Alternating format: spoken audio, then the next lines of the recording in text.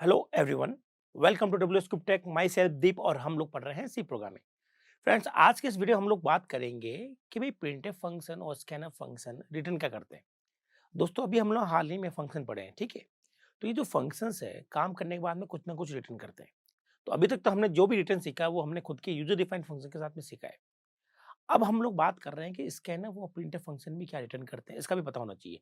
क्यों होना चाहिए? हालांकि ये इतना काम का नहीं है, लेकिन इंटरव्यू के पॉइंट ऑफ व्यू से, कैंपस के पॉइंट ऑफ व्यू से या कंपटीशन लेवल के पॉइंट ऑफ व्यू से आपको ये पता होना चाहिए। इस पर काफ़ी अच्छे क्वेश्चन बनाए जाते हैं, इसीलिए हमने केवल 2 फंक्शन ही उठाए हैं। ठीक है, यूँ तो हज़ारों फंक्शन होते हैं, सबका पढ़ते रहेंगे तो मतलब 2 साल तक की कोर्स अगर किसी का पढ़े तो भी कम है। तो यहाँ पर हम लोग भी फोकस कर रहे हैं कि अपने पास में बेसिक चीज़ें सब हो जाए कवर, और वो जो कंपटीशन में या इंटरव्यू में पूछी जाती है वो सारी कवर हो जाए। तो चलिए इसी उम्मीद के साथ देखते हैं कि प्रिंटिव स्कैनर किस तरह से वर्क करते हैं और कैसे उनके अंदर रिटर्न का कॉन्सेप्ट लगता है। ठीक है?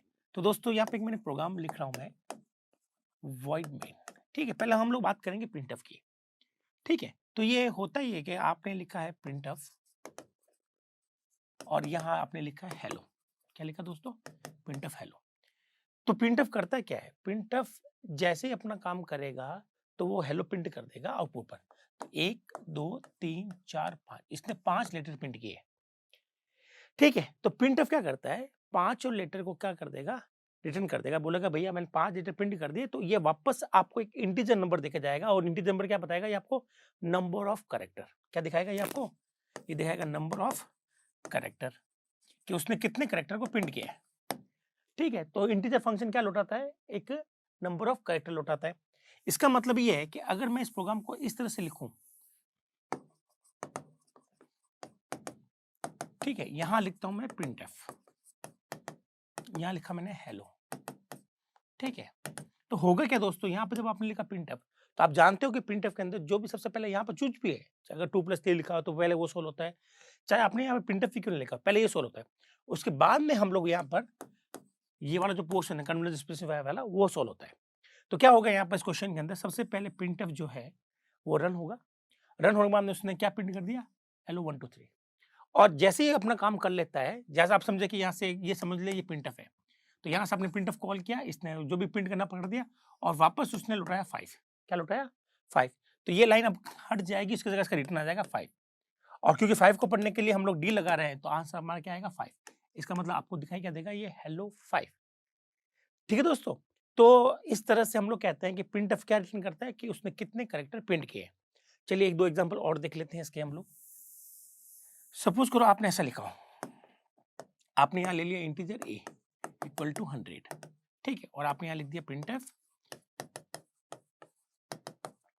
चलो यहाँ पे मैं लिख देता हूँ। सपोज करो आपने लिखा हेलो, या फिर लिखा है ए इक्वल टू %d, और आपने यहाँ पे लिख दिया ए की वैल्यू। तो दोस्तों, पहले आप इस प्रिंटफ को सॉल्व करेंगे, जो भी यहाँ पर है, बात प्रिंटफ की नहीं है, बात यहाँ अगर 2+3 लिखा होता तो भी हमें इसको सॉल्व करना पड़ता है। तो इसको सॉल्व करते हैं, इसने क्या किया? ए की वैल्यू को प्रिंट किया है। अब ए की वैल्यू कितनी है? 100। तो ये क्या प्रिंट करेगा? ये प्रिंट करेगा ए इक्वल, और % क्या प्रिंट करेगा? इस ए की वैल्यू, तो 100।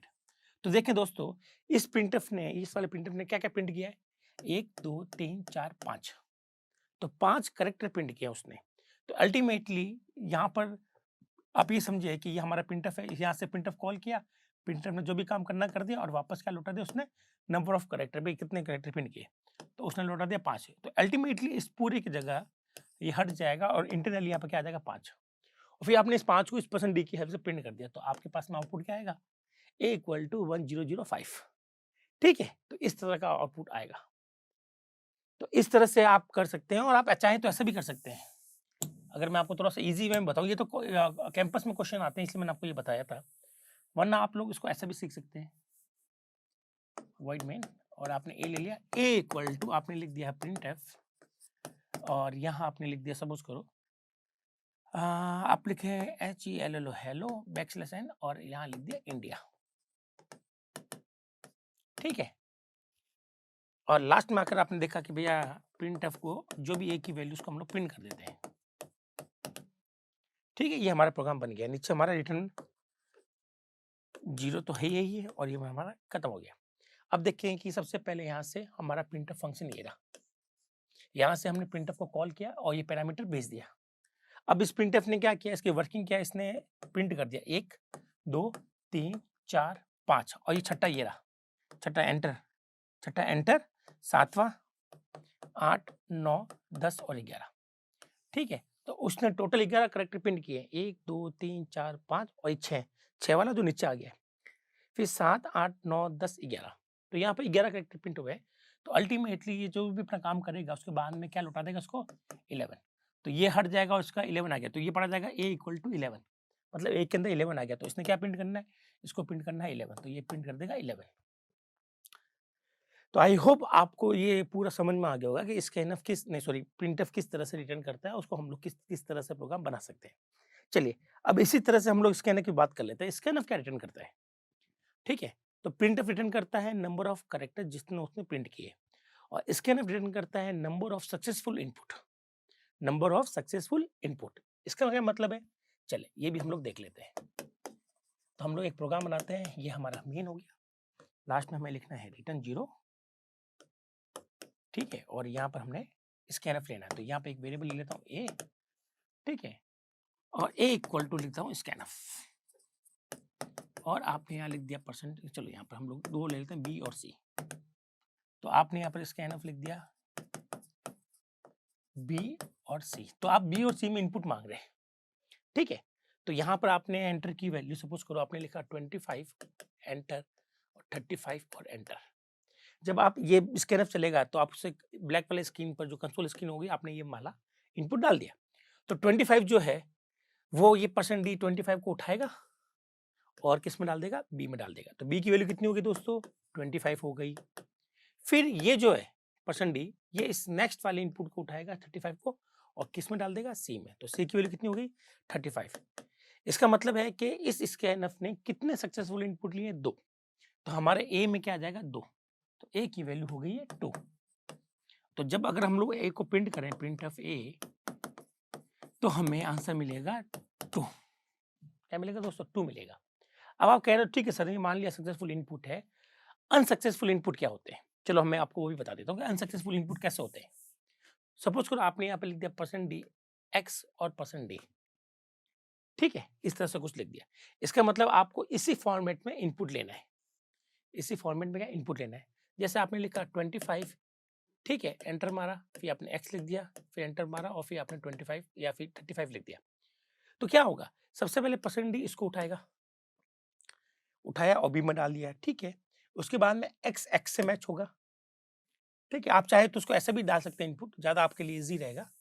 आपने इनपुट डाला है 25x 35 और एंटर मार दिया, तो होगा ये है कि यहाँ से इस %d ने ये उठा लिया, ये x इससे मैच हो गया और ये 35 इसने उठा लिया, ठीक है, तो अभी तक ठीक है, और हमने सिर्फ 2 इनपुट लिए हैं, 2 सक्सेसफुल इनपुट लिए, ये इनपुट नहीं कहलाएगा दोस्तों, तो अभी भी a का आंसर क्या आएगा 2। हाँ, अगर मैं यहाँ पर लिख देता हूँ सपोज करो a, क्या लिखता हूँ a, तो होगा क्या, सबसे पहले 25 किसने उठा लिया, इस %d ने उठा लिया और किस में डाल दिया b में, तो b की वैल्यू 25 हो गई। अब इसको x चाहिए और आप क्या दे रहे हैं a, तो यहाँ से ये पैटर्न मैच होता है और दोस्तों ये पैटर्न मिसमैच हो गया, यहाँ पर x चाहिए और आपने a दे दिया, तो ये काम यहीं रुक जाएगा, हमारा स्कैनर यहीं रुक जाएगा, अब ये % काम नहीं करेगा। इसका मतलब b के अंदर तो वैल्यू आ गई लेकिन c के अंदर कोई भी वैल्यू नहीं आई है क्योंकि इसने काम ही नहीं किया, आपका यहीं रुक गया है, तो सी में क्या रहेगा गार्बेज। तो इसका मतलब इस वाले स्कैनर ने कितने सक्सेसफुली इनपुट उठाए, एक उठाया है, तो इस केस में ए में आ जाएगा 1 और हमें आउटपुट क्या मिलेगा 1 मिल जाएगा, ठीक है। तो अगर आपको यहाँ ज्यादा कचरा लग रहा है तो मैं वापस आपको समझा देता हूँ। हमने लिखा %d x %d and b and c और हमने इनपुट डाला है 25 a 35, ठीक है, तो मैं रेड पेन का यूज कर लेता हूँ, ज़्यादा आसानी रहती है। तो ये %d 25 को उठा लेगा और b में डाल देगा, तो b की वैल्यू हो गई 25, ये तो एक काम तो हो गया इसका। फिर इसको चाहिए x, आपने क्या दिया a, ये दोनों पैटर्न मैच हो रहे हैं, ये इससे मैच हो रहा और इससे मैच हुआ नहीं, ठीक है। अगर आप यहाँ x देते तब तो ये चल जाता, बट यहाँ x रिक्वायरमेंट आप a दे रहे हो तो ये अपना काम मिसमैच हो गया, तो ये अपना काम यहीं रोक देगा बस, तो ये वाला कभी रन नहीं हो पाएगा, तो ये वैल्यू कभी उठा नहीं पाएगा, ये वाली वैल्यू कभी उठेगी नहीं, हमारा स्कैनर वहीं रुक जाएगा। तो अल्टीमेटली केवल इस प्रिंटफ ने मतलब इस % ने काम किया है और इसने बी में सक्सेसफुल इनपुट ले लिया, लेकिन अभी तक सी में हमारे पास सक्सेसफुल इनपुट नहीं आया है। तो इस पूरे स्कैनफ ने कितने सक्सेसफुल इनपुट लिया, आप कहेंगे सर एक ही लिया है, बी के अंदर सी में तो गया नहीं, यहाँ पर पहले मिसमैच हो गया। तो यहाँ पर हमें क्या मिलने वाला है, यहाँ पर हमें आंसर मिलने वाला 1। और आप चाहें तो ये पूरा स्कैनफ यहाँ पे भी लिख सकते हैं, ठीक है, ये पूरा स्कैनफ आप यहाँ पे भी लिख सकते हैं। तो इस तरह से आप स्कैनफ और प्रिंटफ के रिटर्न देख सकते हैं। तो मैं आपको एक छोटा सा एक और एग्जांपल देता हूँ, आपको समझ में आ जाएगा। आपने लिखा इंटीजर ए और यहाँ लिख दिया आपने प्रिंटफ %d और आपने यहाँ लिख दिया स्कैनफ %d, ठीक है। और आपने यहाँ पर ये ले लिया ए में वैल्यू,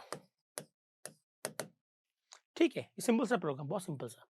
तो सबसे पहले ये स्कैनर वर्क करेगा और आपसे एक वैल्यू पूछेगा और आपने वैल्यू डाली सपोज को 35, तो ये 35 उठा लेगा, ठीक है, ये डी उठा लेगा, किस में डाल देगा, ए में। तो इस स्कैनफ ने कितनी वैल्यू कितने वेरिएबल के अंदर सक्सेसफुल इनपुट लिया, आपके सर एक लिया है, एक लिया है, तो इस पूरे का रिजल्ट क्या आएगा, 1। अब ये जो 1 है, ये 1% डिपेंड कर देगा, आपको आउटपुट पर 1 मिलेगा। तो आई होप आपको ये समझ में आएगा कि स्कैनफ प्रिंटफ क्या इनपुट में लेते हैं। तो दोस्तों इसी तरह से सी में जितने भी फंक्शंस है जो अंदर बने हुए हैं हमारे पास में, हर फंक्शन कुछ ना कुछ पैरामीटर लेता है या फिर नहीं भी लेता है। और कोई फंक्शन ऐसे है कुछ रिटर्न करते हैं, कुछ रिटर्न नहीं करते। जैसे आपने सुना होगा CLR SCR, ये फंक्शन कुछ रिटर्न नहीं करता, ठीक है। तो अगर आपने उस फंक्शन के लिए आपने कुछ लिखा है तो एरर आ जाएगी, क्योंकि CLR SCR कुछ रिटर्न नहीं करता। ऐसे बहुत से फंक्शन है जो कुछ रिटर्न नहीं करते। तो क्वेश्चन जो बनते हैं, यूँ तो अगर हम लोग काउंट करने बैठे तो ऐसे हजारों फंक्शंस होते हैं हमारे पास सी में, ठीक है। तो हर फंक्शन को रिटर्न देखना, हर फंक्शन के पैरामीटर देखना बहुत ही मुश्किल है, बहुत ही लंबा प्रोसेस है और कोर्स काफ़ी लंबा हो जाता है। तो आप इसकी प्रैक्टिस करते रहें, अगर आपको किसी का चेक करना है, तो आप इज़िली चेक कर सकते हैं। ए में उसका कॉलिंग करें और ए में उसका रिज़ल्ट पकड़ लें और प्रिंट कर दें। अगर सब कुछ सही है तो वो रिज़ल्ट दे देगा और नहीं दिक्कत है, तो आपको एरर दे देगा, वो कहेगा भैया ये कोई रिटर्न ही नहीं कर रहा है। तो इस तरह से आप पता लगा सकते हैं दोस्तों। और स्पेशली मैंने प्रिंट ऑफ और स्कैनफ इसलिए लिया है क्योंकि कॉम्पिटिशन में इस पर काफ़ी क्वेश्चन बनाए जाते हैं। आई होप आप वो कॉम्पिटिशन वाले क्वेश्चन भी इज़िली कर लेंगे। तो दोस्तों इस वीडियो में केवल इतना ही है।